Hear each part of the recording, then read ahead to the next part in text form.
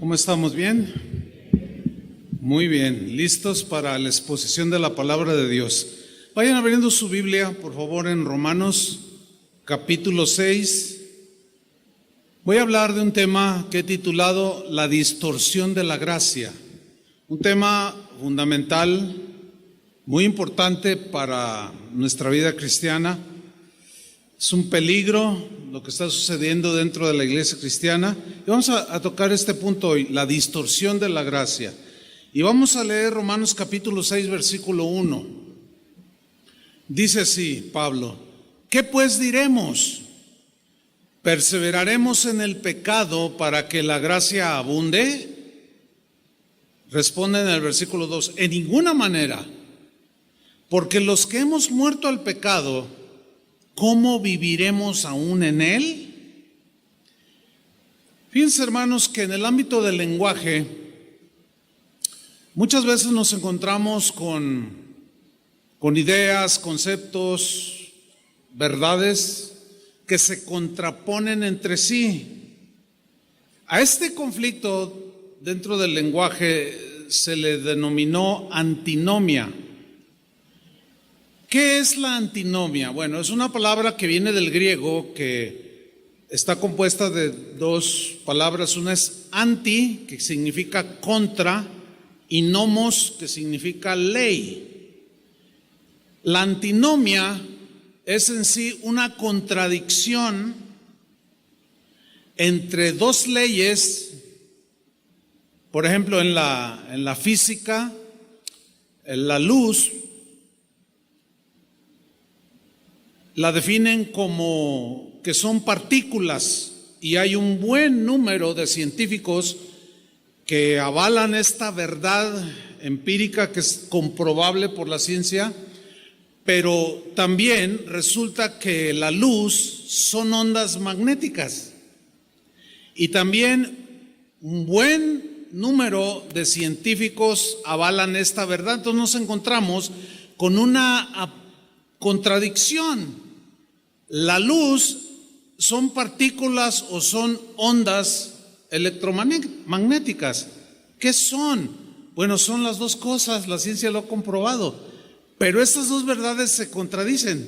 Bueno, debo decirles que la Biblia contiene muchas antinomias, o sea, muchas definiciones que son verdad, que son aparente contradicción, porque pues Dios no se contradice. Los que nos falta entendimiento, aplicación, estudio, y decimos, aquí Dios se está contradiciendo.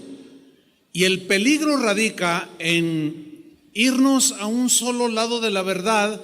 Eso desequilibra la balanza. O si nos vamos al otro lado, desequilibra la balanza.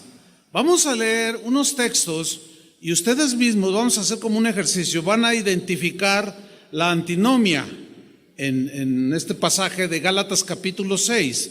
Va a aparecer en la pantalla, ustedes me siguen. Ustedes van a descubrir ahí dos cosas que son verdad, dos verdades bíblicas, pero se contradicen, entre comillas. Vamos a verla. Dice Gálatas 6:2: sobrellevad los unos las cargas de los otros, y cumplid así la ley de Cristo. Porque el que se cree ser algo no siendo nada, a sí mismo se engaña. Así que cada uno someta a prueba su propia obra, y entonces tendrá motivo de gloriarse solo respecto de sí mismo y no de otro, porque cada uno llevará su propia carga. A ver, ¿dónde está la antinomia en estos 4 versículos? ¿Ya los identificaron? Está en el versículo 2 y en el versículo 5. En el versículo 2 dice, y es una verdad bíblica: sobrellevad las cargas los unos de los otros. Carga aquí se refiere a situaciones, problemas, necesidades. Entonces la instrucción de Dios, así como Jesús nos ayuda, como hace un rato ministró a sus hijos, sobrelleva las cargas él mismo de nosotros. Y es un mandamiento para nosotros, es una verdad bíblica. Entonces tú ves a alguien que está desconsolado y vas y lo consuelas, lo animas y dices, voy a estar orando por ti, y ahí ya tú estás llevando la carga de él, le estás echando el hombro, sobrellevando la carga de otro que está en necesidad. De esa manera estás cumpliendo la ley de Cristo, que es la ley del amor, que ve por el bien de los demás. Pero luego Pablo en el versículo 5 dice, porque cada uno llevará su propia carga. Entonces, el que no entiende, o que como dijo el apóstol Pedro, que dijo, nuestro querido hermano Pablo ha escrito algunas cosas que son difíciles de entender, dijo, las cuales los indoctos, o sea, los no muy diestros en el conocimiento de la Biblia, y los inconstantes, pues desgraciadamente tuercen, cambian su significado para su propia ruina, perdición. Entonces hay un peligro. Fíjense qué cosas. La Biblia es tan de vida como de muerte, produce vida, pero a la vez, si la palabra de Dios no se le estudia con seriedad, hay muchos riesgos, hermanos. Nos podemos salir del camino. Entonces aquí vemos estas dos que son verdades, sobrellevar los unos las cargas de los otros. Entonces, si yo me cargo en el versículo 5, porque cada uno llevará su propia carga, y yo digo, bueno, cada uno, pues sí, cada quien rásquese con sus uñas. Ves una persona que está necesitada, ora por ella. No, yo no. No, pues que ore él. Además la Biblia dice que cada quien llevará su propia carga. Bueno, esa es verdad, que cada uno llevará su propia situación delante de Dios. ¿Me estoy explicando? Pero también dice que nos podemos echar el hombro, nos podemos echar la mano unos con otros. Entonces, notan que son dos verdades que están en la Biblia y que aparentemente se contradicen. Si lo alcanzaron a ver, respóndanme. Ok, porque eso es muy importante para el desarrollo del tema. Otro ejemplo, la Biblia dice que Dios es amor. ¿Cuántos creen esto? Es una verdad contundente respecto al carácter de Dios. Dios es amor. Pero también la Biblia dice que Dios es fuego consumidor y que da el castigo al que lo merece. Ahora bien, parece que en el carácter de Dios esto es contradictorio. Algunos lo malentienden y se meten en problemas porque dicen, Dios es amor, y empiezan a filosofar sin tomar en cuenta las demás porciones de la Biblia. Empiezan a filosofar y dicen, bueno, si Dios es amor, pues no creo que mande a nadie al infierno. Si Dios es amor, yo no creo que Dios le ponga una disciplina a uno de sus hijos. Yo no creo que Dios castigue a nadie. Y como dijo un hermano, llegando a esta conclusión en su lógica humana, dijo, bueno, si Dios es amor, ¿qué acaso no podrá perdonar al diablo? Y estamos especulando. Ahora, Dios es amor, pero también es fuego consumidor. Aparentemente esos dos atributos de Dios se están contradiciendo.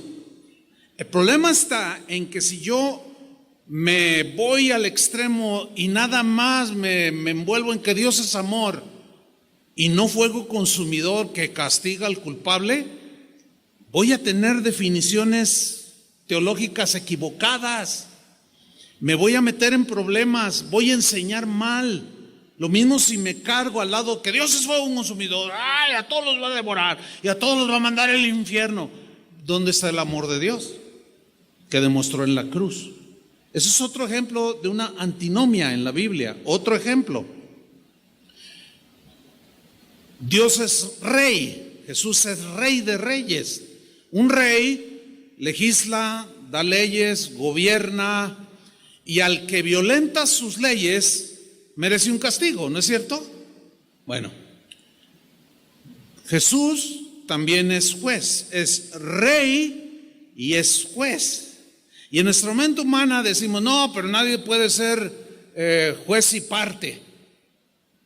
Bueno, en el caso de los seres humanos no, pero en el caso de Jesús, Él es rey, pero también es juez. Él dio su palabra, la cual al ser violada, de pronto Él aparece como el juez. En el día del juicio, Él será el que juzgue las acciones de las personas. Él es juez. Entonces, ¿Qué es pues? ¿Es amor o no? Porque al momento de hacer juicio dice no, ¿por qué? No, Dios no hace juicios. ¿Dónde dice que no? Al contrario, dice muchas veces que sí, envió Dios juicios a la tierra. El juicio de Sodoma y Gomorra, el diluvio, entonces fueron juicios. Dios juzgó a los seres humanos. Entonces no es amor, no entiendo. Pues pídele al Señor que te dé ese equilibrio. Hace unos días murió un hermano muy querido dentro del ambiente cristiano musical. Un hermano, seguramente ustedes están enterados. Yo tuve algunas veces ocasión de platicar con él, me pedía consejos, etcétera. Y él le dio un cáncer en el páncreas. Y lo normal es que se ora por él, ¿no? Señor, es un milagro. Pero luego hicieron algunas reuniones donde algunos hermanos oraban con muy buena intención. Y decían cosas como: yo decreto tu sanidad. Una cantante dijo: yo decreto tu sanidad, y no aceptamos un no de Dios, dijo. Yo cuando vi eso dije: ¡ay, qué mala teología! Malísima. ¿De dónde? Fíjate, ¿a dónde la llevó? A decir, no vamos a aceptar que Dios diga que no lo sana. Ahora, ¿dónde está su apoyo bíblico? No la estoy juzgando, tampoco la estoy criticando. Les estoy ilustrando y mostrando a dónde nos puede llevar el no entender las antinomias en la Biblia, las verdades que aparentemente se contradicen, pero que están allí, tenemos que lidiar con ellas. Sí es cierto que Dios sana, ¿sí o no?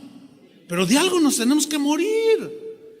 Y si nos sana, nos sanó. Y si no nos sanó, pues no nos sanó. Y como los 3 hebreos allá en Babilonia, allá en el foso de los leones, póstrense delante de la estatua y dijeron: sepa su rey que el Dios al que servimos puede librarnos. Noten que no dudaban que Dios los podía librar. Pero si no nos libra, o sea, si nos tragan los leones, o no, chamo, estoy confundiendo un poco, nos echan al foso, al horno de fuego. Pero sepa su rey que si no nos libra de este horno de fuego, de todas maneras no nos postramos delante de esa estatua. O sea, ellos consideraron las dos verdades. Él podía librarlos, pero a veces no los libra. ¿Por qué? Porque en su soberanía dice: ya, hasta aquí para ti. Entonces, ¿cómo orar? Se ora por sanidad. Y si no se ve que no pasa nada, se sigue confiando. Pero llega un momento, o sea, la fe nunca debemos de perderla, pero llega un momento en que la otra verdad nos equilibra. Señor, hágase tu voluntad. Tú lo puedes sanar, pero si no lo sanas, pues estará mejor con nosotros, etcétera, etcétera. Eso es saber aplicar las aparentes contradicciones que tiene la Biblia. Noten pues que si no somos aplicados en trazar la palabra de Dios, nos llevan a lugares equivocados y hacemos afirmaciones equivocadas. Los cristianos, pues, no estamos exentos de caer en extremos dañinos que afectan nuestra vida cristiana. Dentro del cristianismo se empezó a dar mucho estas desviaciones que en el ámbito, en el lenguaje teológico se le denominó antinomianismo, o sea, un extremo. ¿Qué es el antinomianismo? El antinomianismo es el rechazo a la ley moral de Moisés. La ley moral de Moisés, la ley se comprendía de la ley ceremonial y la ley moral de Dios. La ley ceremonial eran todos los rituales que se debían hacer, todas las fiestas que debían de realizar, apuntando hacia la venida de Jesucristo. Venido Jesucristo, la ley ceremonial quedó abrogada, porque ya la realidad que es Cristo anuló la ley ceremonial, pero la ley moral siguió vigente. Y aquí es donde algunos cristianos se confunden, trazan mal la palabra de Dios, se van desviando y terminan en errores trágicos. Definen mal la palabra de Dios y esto afecta a sus vidas cristianas. La Biblia dice que ya no estamos bajo la ley. Pablo dijo esto, porque ya no estamos bajo la ley, sino bajo la gracia. Hay que entender muy bien lo que significa, ¿verdad? Y las antinomias se dan aquí. Porque ciertamente la ley ceremonial, repito, esa fue la que quedó abrogada porque la realidad ya es Cristo. Pero la ley moral siguió vigente. Es decir, el no matarás, el no robarás, no hurtarás, no tendrás dioses ajenos, no codiciarás, no fornicarás. Esa es la ley moral del Antiguo Testamento. Es ratificada en el Nuevo Testamento. ¿Me explico? Esa no quedó abrogada. Esa sigue vigente. El robar, condenado por Dios en el Antiguo Testamento, sigue vigente en el Nuevo Testamento. Entonces, algunos cristianos en los tiempos de Pablo comenzaron a trazar mal esta verdad. Decían ellos que ya no estamos bajo la ley, sino bajo la gracia. Entonces empezaron a decir, ya no tenemos que ver nada con la ley de Moisés. Entonces unos dijeron, entonces ya quedó abrogada. Sí, porque la gracia es suficiente para cualquier pecado, es perdonado por el Señor. Y si robo, no, pues no pasa nada. Ya no estamos bajo la ley, ya la gracia de Dios. Y entonces comenzaron a desviarse, tomaron un camino, siguieron caminando y terminaron en un pantano de error. Fíjense, la semana pasada fuimos a un rancho, ¿verdad, Julio? Hubo varios, nos invitaron a un rancho de un pastor que tiene la familia. Y yo me vine el viernes, nomás tuve un día, pero Julio y su esposa se quedó ahí un día o dos, no sé. Y después ahí en el WhatsApp me di cuenta, sacaron unas fotografías donde estaban casi cargando el auto de Julio. Y luego yo, ¿qué pasó? Dice, no, pues se atascó. Y luego, ¿cómo que se atascó? Y luego ya yo le pregunté a Julio, oye, ¿qué pasó? Dice, pues es que tomé un camino que no era el de regreso, como estaba así como ahí en el volcán de aquí de Colima.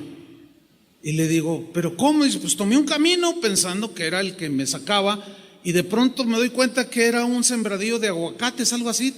Entonces, bueno, voy a cortar por aquí y me voy a meter, y se quedó atascado el auto. Fíjense, por un error pequeñito de no tomar el verdadero camino. Entonces tuvieron que ir casi en peso, te levantaron, ¿verdad? Porque pues, era difícil. Si lo agarraba una camionetota que traía un hermano ahí, pues le arrancaba todas las fascias o qué sé yo. Entonces, como entre 8 o 10, casi lo cargaron y lo fueron sacando. Mira, es mejor mantenerte en el camino a que quedes atascado allí, porque es bien difícil sacarte. Yo eso lo veo cotidianamente. Muchos que caminaban bien, pero se empezaron a ir por estos rumbos, terminaron atascados en el lodo del pecado otra vez. Y para sacarlos cuesta mucho trabajo. Es mejor pedirle al Señor, Señor, ilumíname, hazme entender tu palabra. Cuando no lo entiendas, pregunta, por el amor de Dios.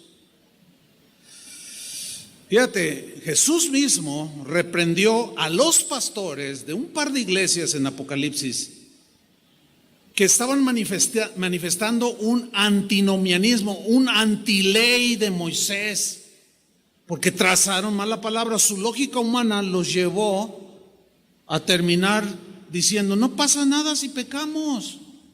Fíjense, en Apocalipsis 2:14, ahí está el primer caso. Dice el Señor Jesús al pastor, que es el responsable de lo que sucede en una congregación. Le dijo, pero tengo unas pocas cosas contra ti, que tienes ahí a los que retienen la doctrina de Balaam, que enseñaba a Balac a poner tropiezo ante los hijos de Israel, a comer cosas sacrificadas a los ídolos y a cometer fornicación. ¿Qué pasó allí?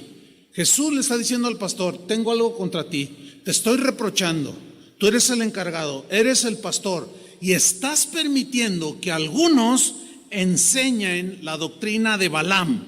Esta enseñanza llevaba a la violación de la ley moral de Moisés. Por eso se les llamó antinomianistas, porque decían: ya no estamos bajo la ley de Moisés, estamos bajo la ley de Dios, la ley de Jesús, la ley del amor, la gracia, estamos bajo esa ley de la gracia. Entonces llegaban a una terminación que los afectó. Entonces algunos cristianos comenzaron a vivir la vida pecaminosa que tenían antes, y el pastor no hacía nada, quizás porque el pastor empezó a conciliar con algunas de esas ideas, malas interpretaciones. La doctrina de Balaam, que Jesús le reprochó al pastor, en síntesis, se presenta muy sutilmente. Te sacan textos bíblicos que tú dices: ay, sí es cierto, porque están en la Biblia, pero no ven el otro lado que produce la antinomia, dos verdades que aparentemente se contradicen, pero que no es así, es una aparente contradicción, porque en realidad se complementan. Y te presentan textos: Dios es amor, Dios te acepta tal y como eres, Él es el Dios de toda paciencia, y llegan a la conclusión, por ejemplo, de que el matrimonio entre personas del mismo sexo es aceptable ante Dios. Entonces el que está oyendo esa sutil enseñanza de una verdad dice: ay, qué tremendo, mira. Ya sentía yo en mi corazón que Dios no podía ser así, como que manda a unos al infierno. ¿Y por qué, si este nació así, por qué lo manda al infierno? Qué buenas enseñanzas estas. No es verdad, hermano. Ahora, el problema aquí es que te lo presentan tan sutil que te la trazan con textos de la Biblia, como los que ya estudiamos. Ahí estaba la antinomia, muy clara. Son tan sutiles que te piensan enseñar que si tienes relaciones sexuales con tu novia, no pasa nada, mientras haya amor, porque el amor cubre multitud de pecados. Una vez estaba en Europa, en España, terminé de predicar el turno que me tocó, y unos jóvenes se me acercaron haciéndome preguntas, y uno de ellos dice: pastor, ¿cómo son sus jóvenes allá en México? No, pues así como usted, pues ya empezamos a platicar. Y dice este joven: oiga, dice, ¿ustedes creen en el noviazgo entre los jóvenes? Claro, para que se puedan casar, tienen que tener un noviazgo. No, pues qué bueno. Dice: oiga, y usted sí permite que tengan relaciones sexuales los novios, ¿verdad? Y le dije: ¿de dónde sacas eso? Por supuesto que no. Dice: ¿por qué no? Dice: esa es la manera en que se pueden conocer, teniendo relaciones sexuales. Yo le dije: ¿de dónde tú sacaste eso? El pastor nos enseñó. Líbreme el Señor de enseñar una cosa así. Esos son los antinomianistas, porque en el nombre del amor transgreden los otros principios. Un joven aquí, de este lado, a mi izquierda, una vez se subió a hablar conmigo y yo lo veía bien impaciente, así me miraba. Y dije: bueno, pues estaba hablando con una persona. Cuando le tocó el turno, me dice: oiga, pastor, ¿sabe qué? No me gusta cómo predica. Así me la tiró directa, ¿no? Dije: bueno, pues no soy monedita de oro. Eso yo lo sé. Dice: no, dice, la verdad, mire, no me gusta como usted enseña, porque usted enseña, es que Dios es un Dios bipolar, dijo, y mejor ya me voy de esta congregación. Y pues, le digo: no, a ver, bájale, porque ya estás ofendiendo a Dios. ¿Cómo que Dios está bipolar? Pues ¿a qué Dios se le ocurre hacer lo que supuestamente hizo? A ver, respóndame esto. A ver, dime, Dios nos puso los impulsos sexuales? A ver, ¿qué le contestarían ustedes? Díganlo con convicción. Sí, eso es una verdad. Dios nos puso los impulsos sexuales. Dice, entonces, ¿a qué Dios se le ocurren? Me pone los impulsos sexuales y luego me los reprime.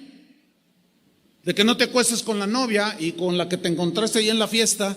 Entonces, ¿cómo está eso? Dios es un bipolar. Le dije, no, lo que pasa es que tu mente cerrada no alcanza a entender la antinomia. ¿Qué es eso? Pues pan con queso. Son dos verdades. Dios puso los impulsos sexuales, pero también es una verdad que muchos no quieren ver, que esos impulsos los puso allí para usarlos en el ámbito del matrimonio, con tu esposa, con tu esposo. ¡Ah, qué chiste! Bueno, entonces, ¿no entiendes o no quieres entender? Pero las dos verdades ahí está. Parece que se contradicen, pero no, se complementan. Dios, honrosos sean todos el matrimonio y el lecho sin mancilla, pero los adúlteros y a los fornicarios, Dios los juzgará. No, pero ¿cómo? Si él me pone los impulsos y luego yo los ejercito y luego me manda al infierno. No entiendo. No quieres entender, así que no os hagáis, porque es perfectamente entendible. Son los parámetros de Dios, son los decretos de Dios, son los mandamientos de Dios, que aparentemente muchos de ellos se contradicen, pero no. Y ahí se va uno, que al rico le puede robar, que porque pues él tiene más que tú, y si le quitas un poquito ni cuenta se da, que al cabo Dios ve mi corazón, y un montón de rollos. En Apocalipsis 2:20, Jesús reprende al pastor de Tiatira y le dice lo siguiente: pero tengo unas pocas cosas contra ti, que toleras que esa mujer Jezabel, que se dice profetiza, enseñe. Fíjate, toleras, te haces de la vista gorda como que aquí todo está bien, la estás aguantando, te estás haciendo el despistado, pastor, de que esta mujer enseñe y seduzca a mis siervos a fornicar y a comer cosas sacrificadas a los ídolos. Aquí, en este caso de Jezabel, no es literal, es un lenguaje metafórico de una mujer del Antiguo Testamento que era ambiciosa, era promiscua, era de todo. Y este es como un espíritu. Entonces, algunos enseñaban y el pastor toleraba. Ahora sí, como el de España que me dijo, no, pues el pastor nos enseñó que no hay ningún problema, que mientras nos amemos y somos novios, pues podemos tener relaciones sexuales, y que si no nos casamos, pues no importa. ¿Te imaginas? Ahora, entrando en materia, uno de los engaños más sutiles que Satanás está usando en la actualidad para hacernos volver a la vida miserable de pecado de donde te sacó el Señor, es una distorsión del verdadero concepto bíblico de lo que es la gracia de Dios. Y en el nombre de la gracia de Dios, bajo el pretexto de que la gracia de Dios está por sobre cualquier pecado que se cometa, que es verdad. No hay pecado que el hombre cometa que no pueda ser perdonado por gracia. Esa es una verdad. Pero también hay otra verdad, que sin santidad nadie verá al Señor. Entonces, ¿está o no la gracia encima de todo pecado? Sí, pero también sin santidad nadie verá al Señor.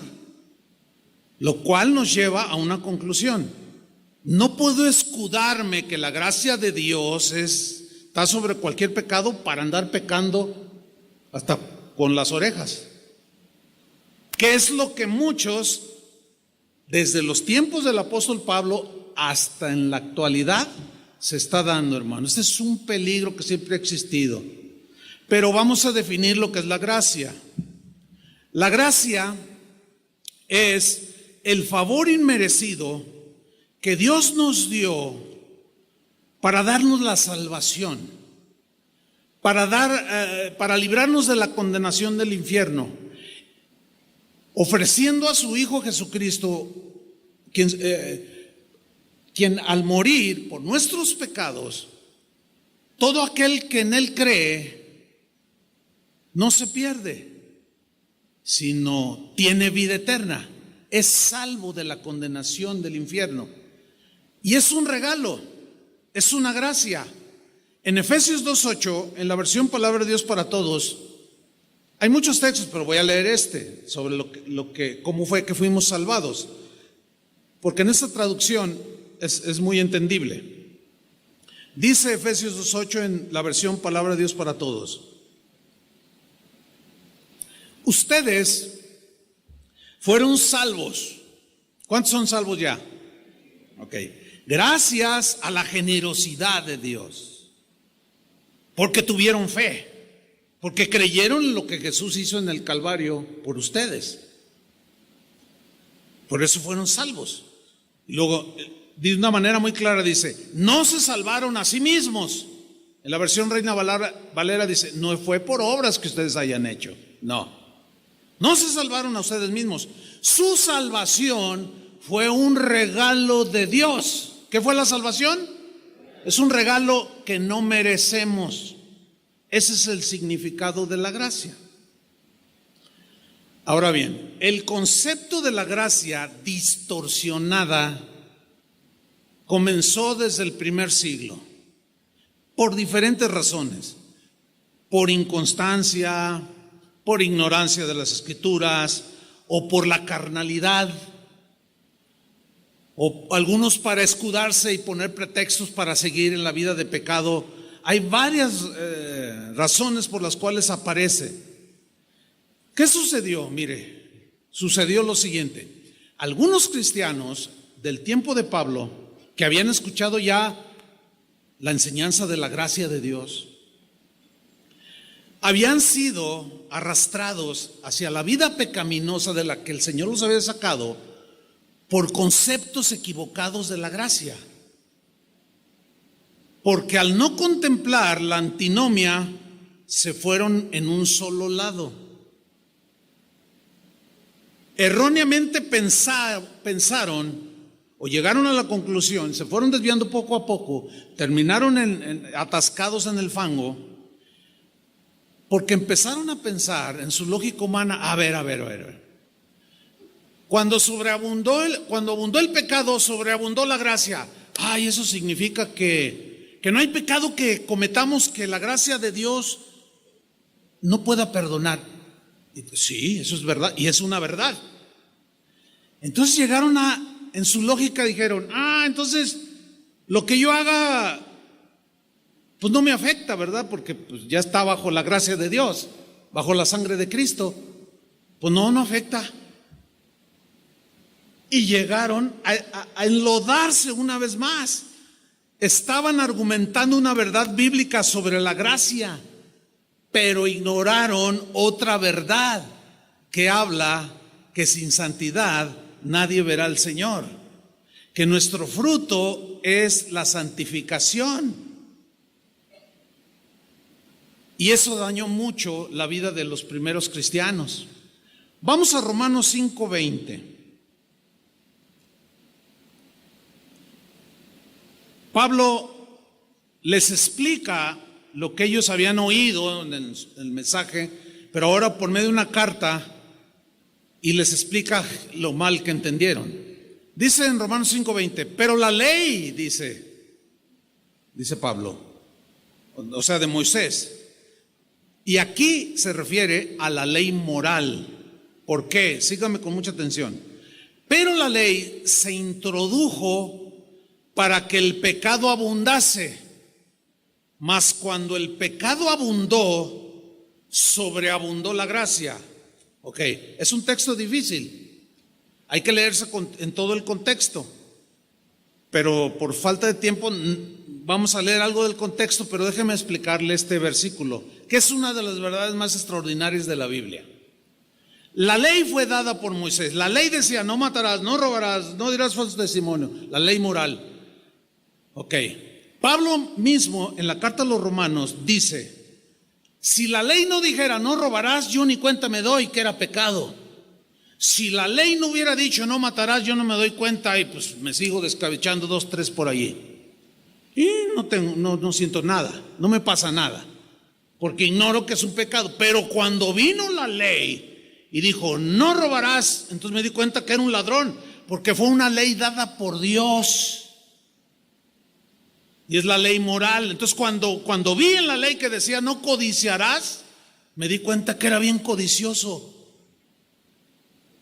Cuando vino la ley y yo la leí y me enteré y me explicaron, estoy parafraseando a Pablo,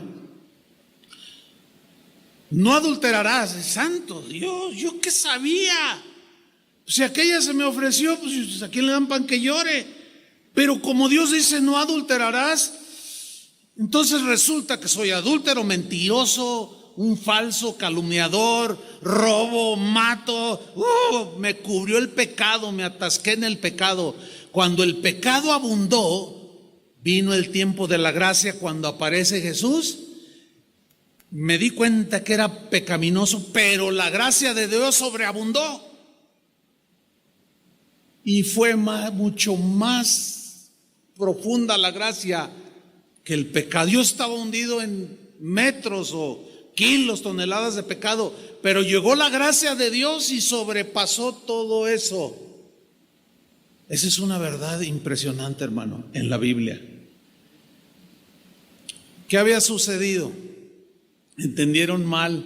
Dijeron, pues entonces, fuera con la ley de Moisés. Pues si ya la ley ya quedó abrogada, y no pasa nada.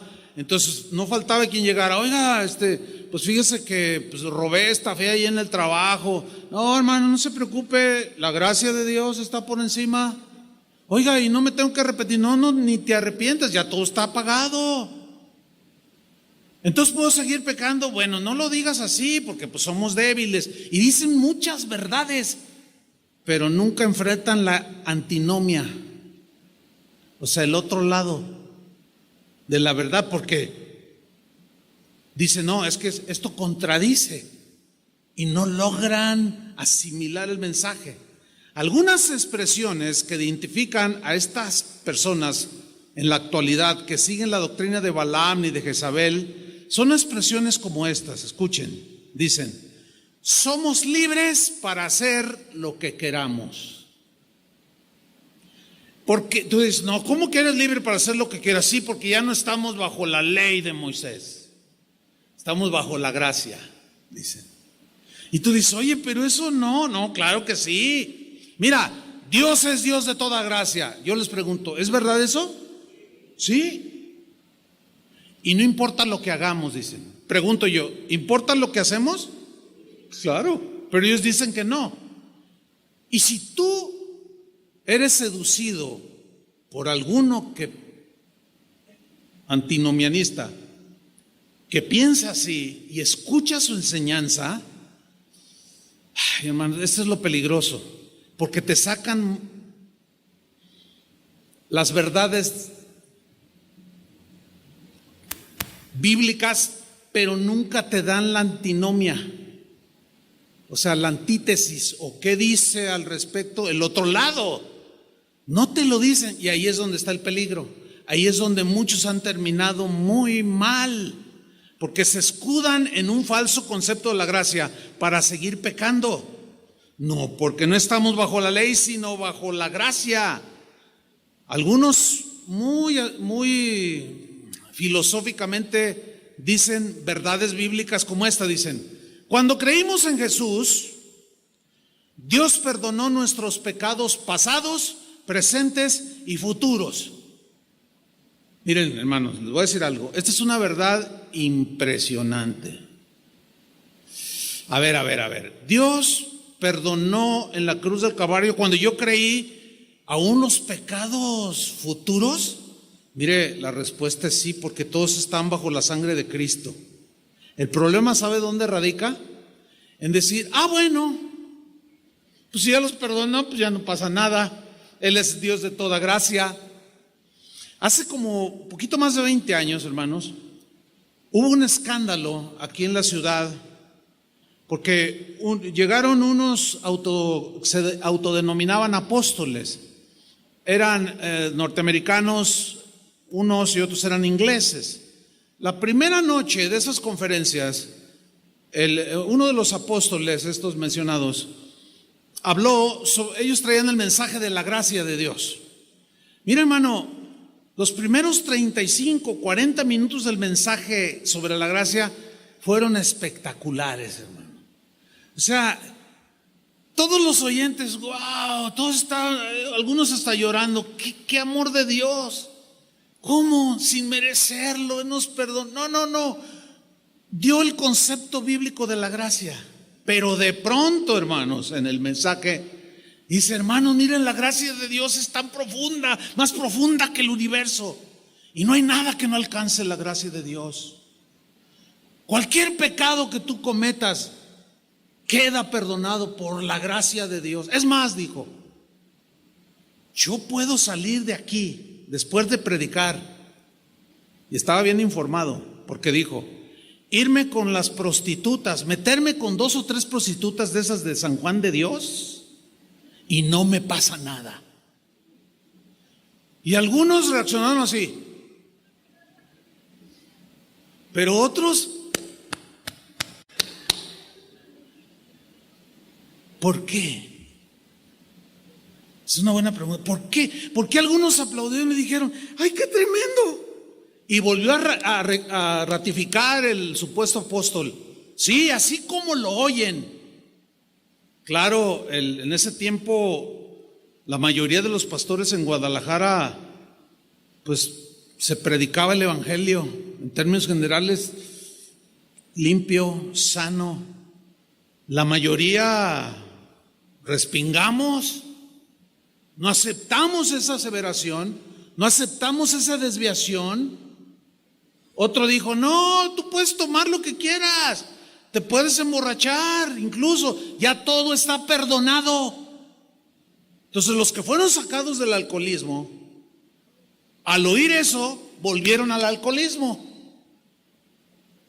Después de esa conferencia, una hermana que yo conocía, me la encontré ahí en el centro de la ciudad y le dije: hola, ¿cómo estás? Dice: empieza a llorar. Pastor, mi esposo otra vez está en el alcoholismo por culpa de esos hijos del diablo, dijo,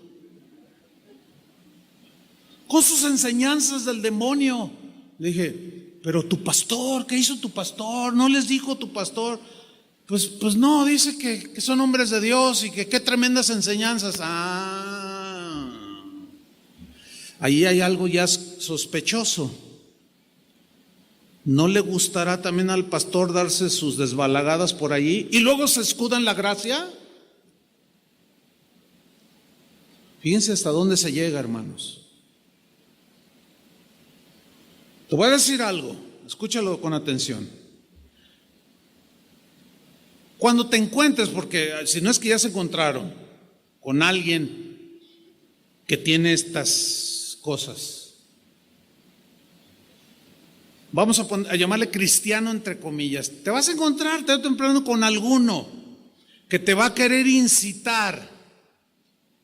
Cuando tú te encuentres con algún cristiano que trate de incitarte a hacer todo aquello de lo que Jesús te rescató, que te empieza a insinuar que no pasa nada, que puedes volver a hacer esto, que la gracia de Dios es suficiente, que bla, bla, bla, te voy a decir lo siguiente, es contundente. Tienes enfrente de ti mismo a Satanás,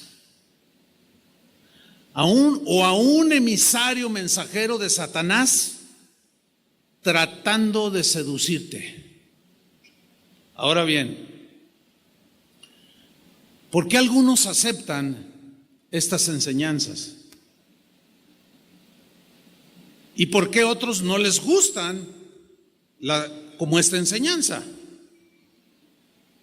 Yo puedo entender que aquí, inclusive en este auditorio, puede haber gente que se está gozando de escuchar esto. Dicen: ay, esto me está fortaleciendo, me está alimentando. Es como si te estuvieras comiendo un filete. Así disfruto. Quiero más ensalada, quiero más esto. O sea, te estás dando una buena alimentada, un buen bistec. Pero otros lo tienen atorado aquí.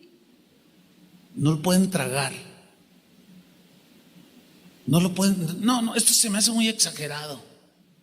Esto se me hace esto es muy legalista. Esto es muy extremoso lo que está diciendo este pastor. Me voy a ir de la iglesia, pero voy a orar. Estoy pensando, más que voy a buscar. No, ni busques. Yo te doy la dirección. Yo te la doy. Aquí hay iglesias así, que tienen salón de fumadores, que te vas a tomar con el pastor, que dicen palabrotas, que tienen fiestas, se emborrachan. No pierdan el tiempo. Yo les doy se los estoy diciendo en serio, porque algunos yo puedo entender que no les gusta este elemento. No les gusta. Y escuchan a otros que traen otro Jesús, otro evangelio que te lleva de donde el verdadero Jesús te sacó, y los escuchan y dicen, no, aquí sí hay libertad, dicen. Y lo primero que te dicen es, ¿dónde te congregas? No, pues en casa de Dios. No, hombre, ahí son bien legalistas, ahí los tienen todos, les prohíben todo. Pregunta, ¿yo les prohíbo algo? Díganlo fuerte, que se oiga. ¿Yo qué les voy a andar prohibiendo? Yo no les prohíbo nada. No, su pastor no los deja andar en los antros, el nuestro sí nos deja. Entonces tú le respondes, bueno, es que un antro no es un lugar donde un cristiano se edifique, no tengo que estar haciendo nada ahí, pero a mí nadie me prohíbe. Así contéstenles. No, pero que estás bien atado, mira, acá hay libertad, acá somos libres. Es más, hasta el pastor es bien buena onda y chupa con nosotros. Ustedes dicen, ay, pastor, se está pasando, me estoy quedando corto. Si ustedes supieran. Pero de veras, si alguno está interesado en que diga, no, pues aquí no me gusta, no, yo le doy la dirección. Venga, al final las tengo listas aquí.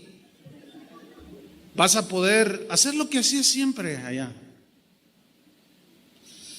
Pero confío en que la gran mayoría de ustedes quieren caminar con el Señor. ¿Cuántos dicen amén? Pero no es fácil. Hay un precio que pagar. Y es un conflicto de todos los días. Predicadores el día de hoy que tú ves en YouTube, por eso yo les digo siempre, tengan mucho cuidado lo que ven. Están predicando esta supergracia, yo le llamo gracia barata, hipergracia. Algunos han llegado a decir, pastores que en tiempos pasados enseñaban bien el camino de Dios, y ahora dicen, si un cristiano se suicida se va derechito al cielo. ¿Te puedes imaginar eso? Eso ya ha provocado un sinfín de suicidios de pastores y de gente que va a iglesias cristianas, porque los escucharon, sacaron verdades de la Biblia, pero nunca vieron la antinomia o la ignoraron.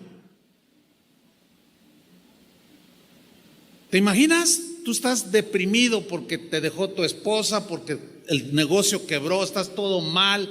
Dices, ya no quiero vivir, pero necesito una palabra. Y agarras tu celular y dices, voy a ver en YouTube. A ver, pum, le pones ahí y de repente escuchas una aseveración así. No, hermano, si un cristiano llega a la decisión de que se da un tiro, se va derechito al cielo, porque el Señor dijo, nada los arrebatará de mi mano. Y sí dijo eso. Pero entonces, ¿dónde está lo otro? Que los homicidas se van al infierno y un suicida es un homicida. Es que ya está cubierto bajo la sangre de Cristo. Si alguien mata a alguien, sí, si se arrepiente, pero un suicida se arrepiente. Es un tema difícil también. Y en su momento quizás trataremos.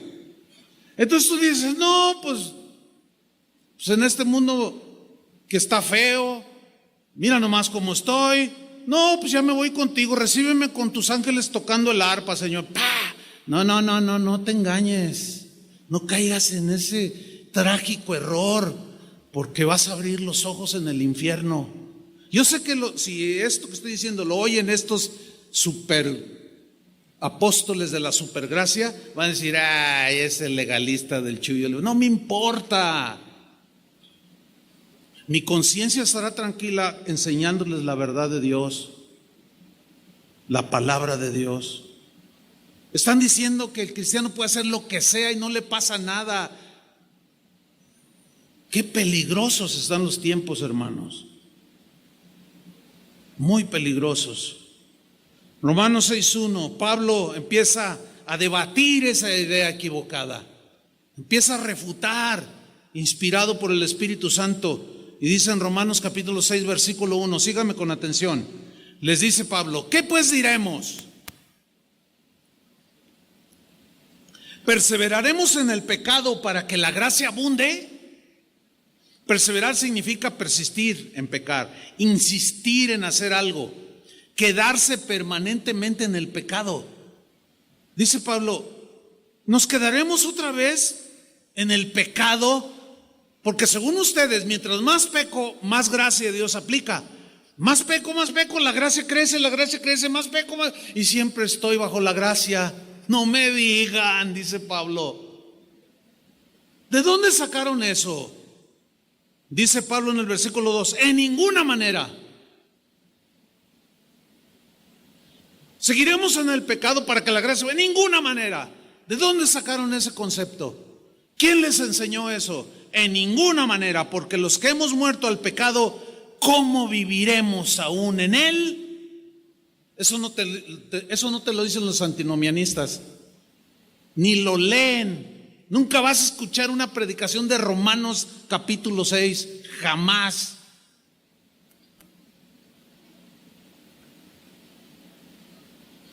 A finales del siglo XIX existió un monje, es muy famoso, ruso, monje, fraile de la iglesia ortodoxa griega, que se dividió de la iglesia romana antes de la Reforma. Bueno, este monje ruso se llamó Grigori Yefimovich, más conocido como Rasputín. Si quieren saber más de este siniestro personaje que oraba por los enfermos, que hablaba del amor de Dios, pero se acostó con un montón de mujeres, hacía perversiones terribles, todo en nombre de la gracia.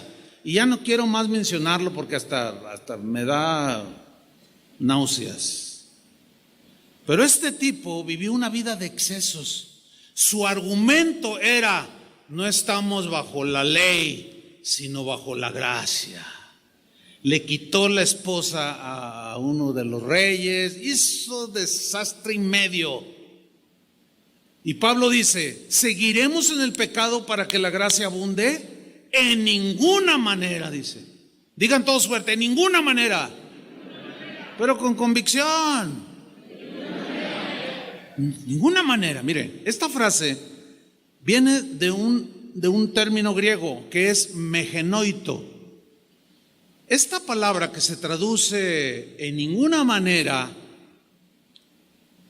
significa o habla de que es una palabra, ahí está en la pantalla para que usted lo lea y me vaya siguiendo. Es una palabra que enfatiza una imposibilidad total de que Jesús acepte tal conducta. Es una enérgica expresión de rechazo total contra el pecado. Entonces puedo volver a seguir haciendo esto que hacía antes, pero ahora, porque ya entendí que no estoy bajo la ley, sino bajo la gracia. En ninguna manera. ¿De dónde sacaste eso? ¿A dónde estás yendo? ¿A quién estás escuchando? No, pues fui a tal iglesia. Pues esa no es iglesia. Porque no te están enseñando el evangelio. No, pero se siente bien chido. Pues claro, tu carne le va a quedar, mira, así como anillo al dedo, así. No, es que usted es bien legalista, piensa lo que quieras de mí, pero yo sí te voy a decir una cosa.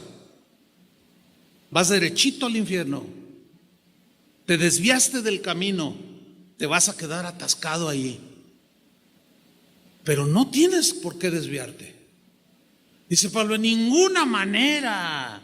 Imposible que Dios acepte eso. Sugerir que Dios consiente el pecado es totalmente aborrecible por el mismo Dios santo.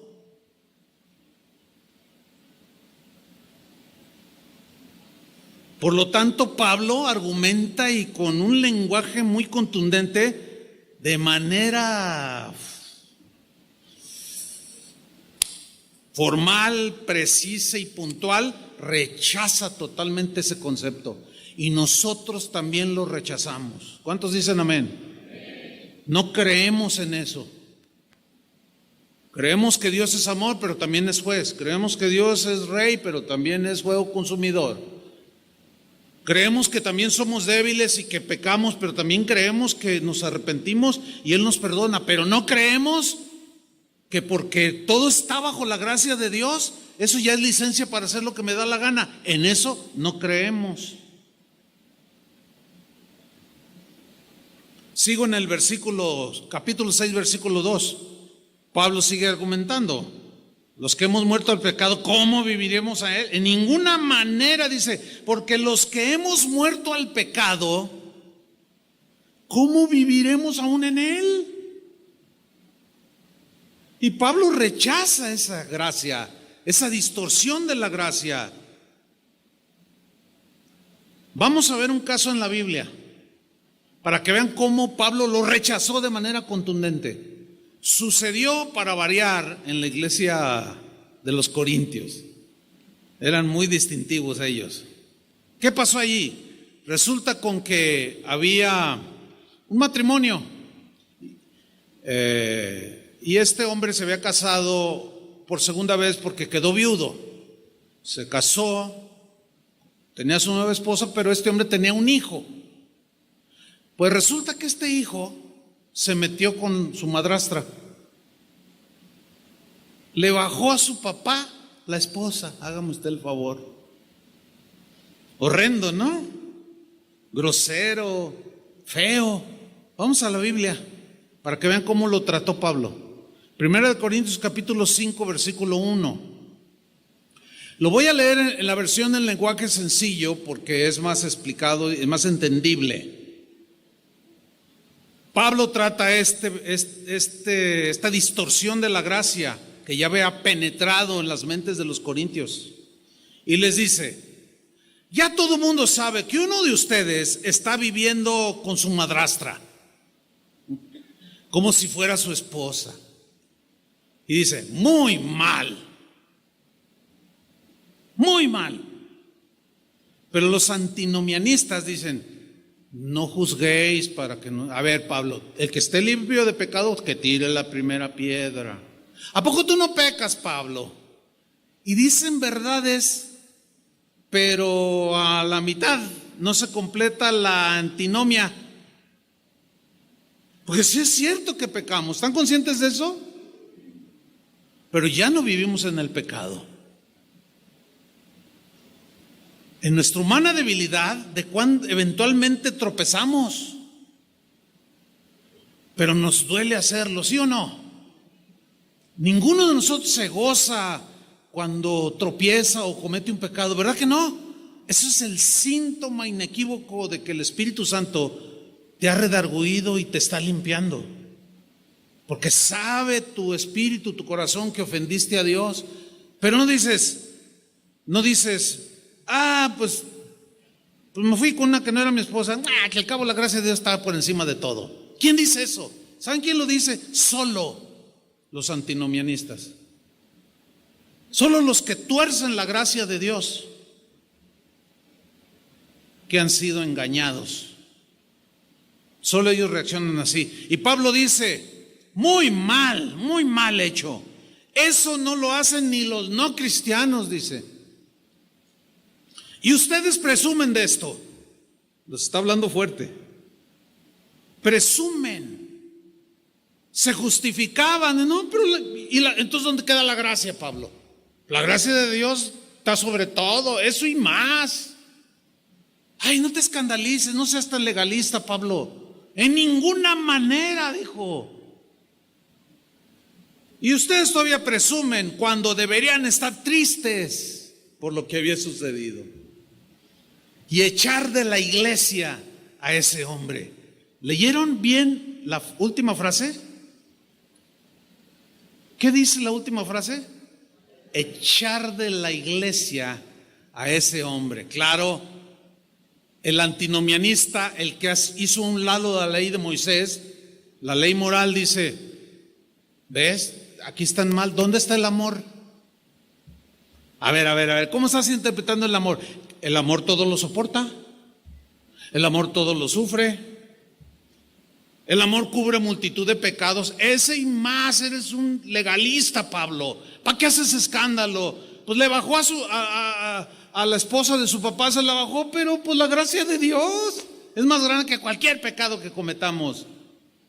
Eso estaba pasando ahí. Y Pablo dice: no, yo no les enseñé eso. ¿Cómo llegaron a esa conclusión? Porque siempre habrá hombres o mujeres carnales que de manera deliberada o inocentemente son sutilmente engañados y llegan a conclusiones como estas. Dicen: no, yo no les enseñé eso. Y les aclara en el versículo 9. Dice: por carta yo os he dicho que no se relacionen con personas inmorales. Por supuesto, dice, no me refería a la gente inmoral de este mundo, que estamos rodeados de ellos, ¿no? Dice, ni a los avaros o estafadores o idólatras. Yo no me refería a ellos en sí. Dice, en tal caso tendrías que salir de este mundo porque estamos rodeados por todos lados de ese tipo de gente. No, dice, pero en esta carta quiero aclararles lo que habían malentendido, que no debéis relacionarse con nadie que, llamándose hermano, que diga que es cristiano, sea inmoral. En la Reina Valera dice, sea fornicario, o avaro, o idólatra, calumniador, borracho o estafador. Con tal persona ni siquiera deben juntarse para comer. Ahora, tú lees esto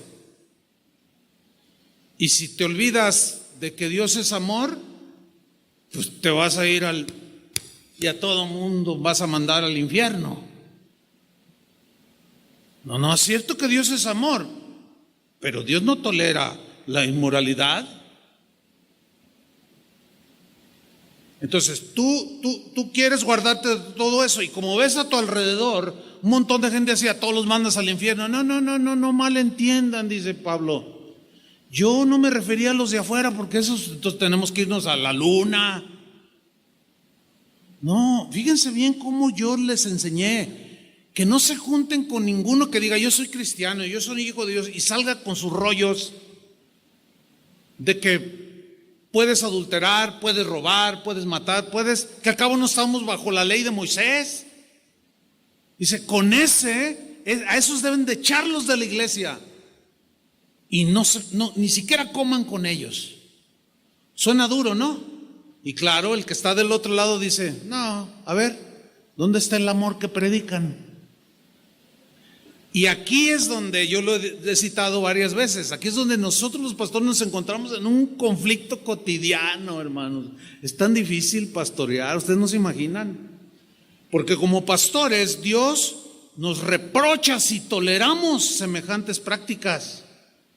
Tenemos que, por medio de la predicación, rechazar todas esas maneras de pensar y conductas. Entonces, cuando llega a haber casos de comisión, o sea, que se cometen así, tenemos que actuar, si no el Señor nos reprocha. ¿Me están entendiendo? Entonces nosotros, los pastores, tenemos que aplicar la disciplina y en ocasiones tenemos que hasta expulsar de la comunidad de creyentes a algunos como este muchacho. El problema, ¿saben dónde se genera? Que si tú conocías a ese que expulsamos y luego, no, me corrieron. ¿Cómo? Sí. ¿Dónde está el amor? Y tú te enojas con nosotros. Ay, ese pastor, ¿qué se cree? Como si él no pecara. No me creo nada. Yo también tengo errores. O sea, no confundan la gimnasia con la magnesia, en términos coloquiales. Tenemos que ejercer disciplina, si no, el Señor va a decir, tengo algo contra ti, que toleras a esas que tienen la doctrina de Balaam, esos que actúan como Jezabel, que toleran y permiten de todo. Entonces, al actuar, nos echamos encima a los que no entienden por alguna razón. Es muy difícil, hermano. Y luego al rato sacan en Facebook cada tontería. No, yo iba a casa de oración, pero me di cuenta que quién sabe cuánta cosa. Es muy difícil, hermano, todo esto. Pero vámonos sobre el final. Romanos 6:4. Pablo sigue argumentando. Porque somos sepultados juntamente con Él para muerte por medio del simbolismo del bautismo, que es una simbología, a fin de que como Cristo resucitó de los muertos por la gloria del Padre, así también nosotros andemos en vida nueva. Es como si Pablo les preguntara, ¿acaso ya se olvidaron cuando se bautizaron qué significaba el bautismo?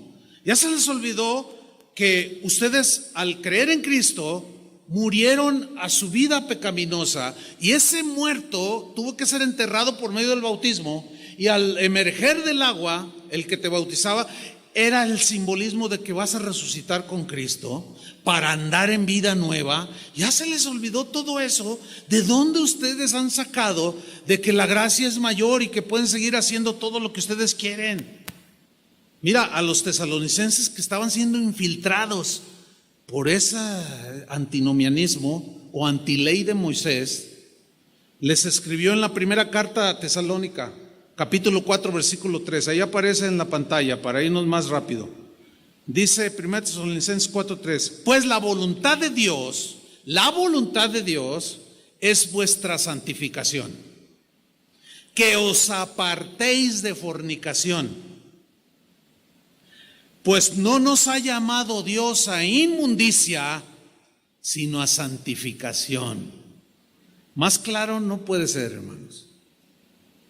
Si es cierto que la gracia puede perdonar cualquier pecado si nos arrepentimos, es verdad, pero no es licencia para pecar, porque la voluntad de Dios es que nos apartemos del pecado, y ese ya es nuestra responsabilidad. Vámonos rápido a Romanos capítulo 6, versículo 6, donde estamos. Voy a leer este texto en la versión Palabra de Dios para Todos. Es el mismo pasaje, pero en esta versión. Dice Pablo, sabemos que nuestra vida de antes murió con Cristo en la cruz para que fuera destruido lo que desea pecar dentro de nosotros, nuestro cuerpo con tendencia al pecado, y dejáramos de ser esclavos del pecado. Versículo 7, porque el que ha muerto al pecado ha sido justificado del pecado. O sea, ya arreglamos cuentas con Dios. ¿Se acuerdan aquella enseñanza de ya vosotros estáis limpios por la palabra? Pero cuando nos ensuciamos de las manos, de los pies. Versículo 11, así también vosotros, dice, consideraos muertos al pecado. Esta palabra consideraos es una afirmación de una verdad, es tener por cierto como de parte de Dios esta verdad de que estamos muertos al pecado. No es una afirmación psicológica ni intelectual, mucho menos emocional. Es una verdad que Dios ha dicho, que estamos muertos al pecado, que Él nos rescató de la esclavitud del pecado. Y termina el versículo, pero estamos vivos para Dios en Cristo Jesús, Señor nuestro. Y remata en el versículo 12, no reine pues el pecado en vuestro cuerpo mortal, de modo que lo obedezcáis en sus concupiscencias. Un joven ayer me decía, es que yo siento como que alguien me dice, haz esto. ¿Y qué te dice que hagas? Pues puras cosas malas. El otro día me dijo, mata a tu mamá. Le dije, ay, híjole, ¿en qué andas, muchacho? Bueno, es que yo venía hace años aquí, pero luego me alejé. Y andaba con homosexuales, andaba con gente bien pervertida, pero ahora ya quiero volver a los caminos del Señor. Dice, pero vienen a mi mente muchas imágenes de cosas que hizo y que vio. Ore para que se me quiten. Le digo, mira, en este caso es un asunto de acción. ¿Tú crees en Cristo? Sí. ¿Tú crees que Él resucitó? Sí. Yo soy hijo de Dios, pero me desvié, dice. Pues vuelve ahora y límpiate. Límpiate y todo eso se va a ir yendo, pero tienes que aprender a decir no reina el pecado en vuestro cuerpo mortal. Ya no tenemos que obedecer, hermanos, al pecado. Ahí va a estar insinuándonos, queriéndonos arrastrar otra vez, pero ya perdió fuerza. Antes ni nos esforzábamos por pecar. ¿O cuántos de ustedes recuerdan antes de ser cristianos voy tarde al trabajo, le voy a decir al patrón que mi mamá se estaba muriendo de cáncer, y no era cierto? O sea, unas mentirotas. Pero ¿quién de ustedes decía, ay, me cuesta tanto trabajo echar mentiras? Necesito hacer un esfuerzo sobrehumano. No, hombre, no salía, pero con un ingenio impresionante. Y el patrón, tu mamá tiene cáncer, y hasta se te salían las lágrimas, y tu mamá ya haciendo pozole. Y tú echando unas mentirotas. No salía, pero sin esfuerzo. Pero ahora, si ustedes notan, ya no es así. Ahora quieres echar una mentira y sientes como que alguien te dice, es el Espíritu que vive en ti. Y te dice, ¿qué vas a decir? Ay, Señor, ¿qué le digo? Pues la verdad, no digas mentiras. Ay, sí, y empiezas a luchar. O sea, ya no te arrastra. Mira, esa gracia que te libró de la esclavitud del pecado, esa misma gracia ahora te capacita y te da el poder y la fuerza para decirle no al pecado, no al pecado, no. ¿Se acuerdan de José en Egipto, el hijo de Jacob? Que estaba cuidando allí la hacienda de un hombre llamado Potifar. Le dijo, mira, todo esto lo puedes manejar, puedes tocar, hacer uso de ello, pero a mi esposa no la toques jamás, le dijo. Pero resulta que la Biblia dice que José era un hombre bien parecido, era un hombre muy apuesto, y dice que esta mujer sin escrúpulos puso sus ojos en José y se le acercó un día y le dijo, acuéstate conmigo. Y José le respondió, le dijo, no, señora, discúlpeme, mire, su esposo me dio autoridad para tocar y hacer uso de cualquier cosa en su hacienda. Pero me advirtió y me dijo, menos mi esposa. Dice, y yo no la voy a tocar. ¿Cómo haría yo semejante cosa? Y pecaría contra Dios. Y le dijo no. Y la mujerzuela esta insistió. Y José siempre le decía, no. ¿Por qué? Porque tenía la gracia de Dios. Así como nos hicimos los hábitos para ser mentirosos, chismosos, que metíamos la pata, todo lo que éramos antes, y se nos hizo un hábito. Ahora, al decir tú no, vas a ir haciendo un hábito de decirle no al pecado.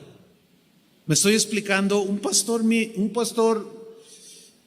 de mis maestros de la Biblia un día me dio un súper consejo, se lo voy a transmitir, se lo voy a compartir. Me dijo, mira, Chuy, te voy a dar un consejo para tu vida cristiana.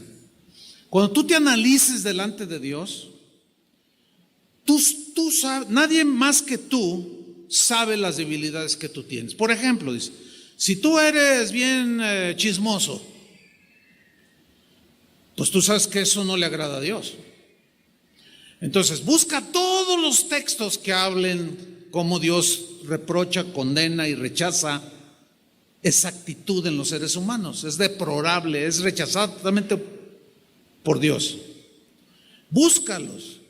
Entonces, estúdialos, cómelos, y cuando se te presente la oportunidad Para un chisme empieza a decir no, porque ya sabes que es una debilidad. Puede ser otra debilidad, puede ser la amargura, puede ser la envidia, los celos, qué sé yo. Ok, yo les paso el mismo consejo. Identifica tus debilidades. ¿Cuáles son? Bueno, empieza a practicar y a decir no. La primera vez que dices no, vas a ver, pude vencerlo, antes no podía. Porque la gracia de Dios que te libró de la esclavitud del pecado, esa misma gracia te capacita para decirle no al pecado. ¿A quién se le ocurre decir que sí puedes hacer lo que quieras? ¿A quién se le ocurre? ¿De dónde sacaron eso? Y tú empiezas a decir no, no, y agarras la computadora y vas a los videos esos sucios que veías y estás ahí y dices no, y ¡pum! Y le apagas. O te pones a ver las caricaturas de Mickey Mouse y dices no, y tú dices ay, vencí, y luego al rato otra vez y no, no, no, y de pronto te vas a ir dando cuenta que es un hábito ya decir no, no, y vas a empezar a rechazar eso. Es más, vas a aborrecer eso. Pero mientras digas sí, sí, sí, no va a pasar nada. Vas a seguir cayendo. Y eso no le da gloria a Dios, hermanos. Dice en el versículo 13, Romanos 6:13, ni tampoco presentéis vuestros miembros al pecado como instrumentos de iniquidad, sino presentaos vosotros mismos a Dios como vivos de entre los muertos, y vuestros miembros a Dios como instrumentos de justicia, porque el pecado no se enseñoreará de vosotros. Y miren el verdadero sentido, porque no estáis bajo la ley, sino bajo la gracia. ¿Entendieron? Denle un aplauso al Señor.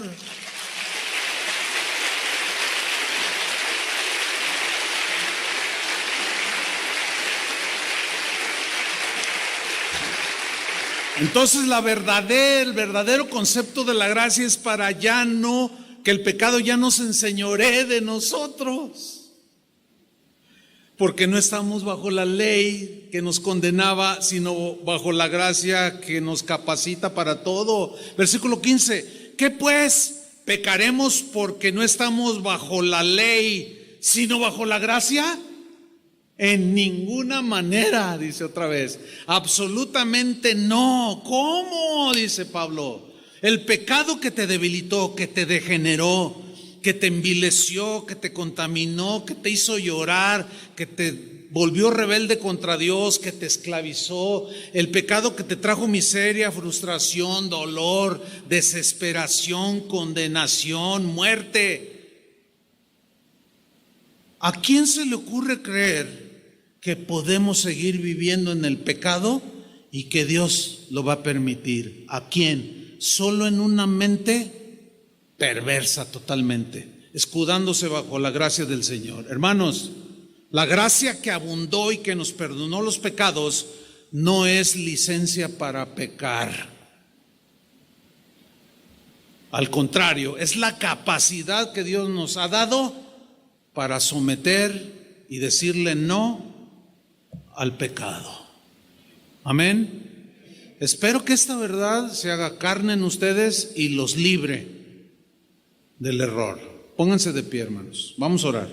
Señor, agradecemos mucho que por tu gracia estamos aquí, Señor. Tu gracia que nos salvó, que perdonó todos nuestros pecados y que ciertamente todo está sumergido bajo la sangre de Cristo. Pero esa verdad, Señor, no debe de ignorar otra verdad. Y aquí es donde aparentemente hay una contradicción, pero no la hay. Porque también dices que nuestro fruto debe ser la santificación, que tu voluntad, Señor, es nuestra santificación, que nos apartemos de inmundicia. Ayúdanos, Señor, a no desviarnos. Ayúdanos, Señor, a trazar bien tu palabra.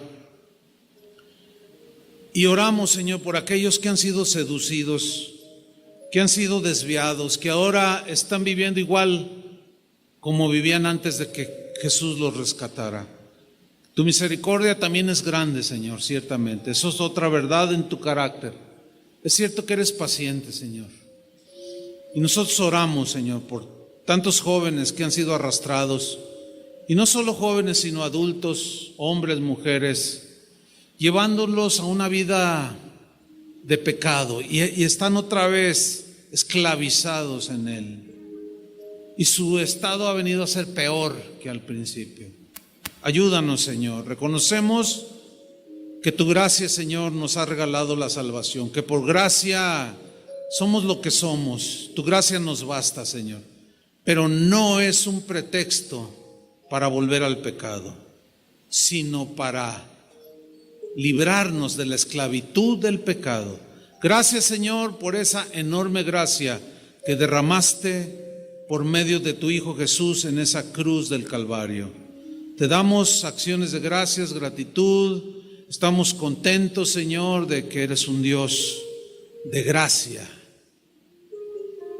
En el nombre de Jesús. Amén. Que Dios les bendiga, hermanos. Que tengan un buen día.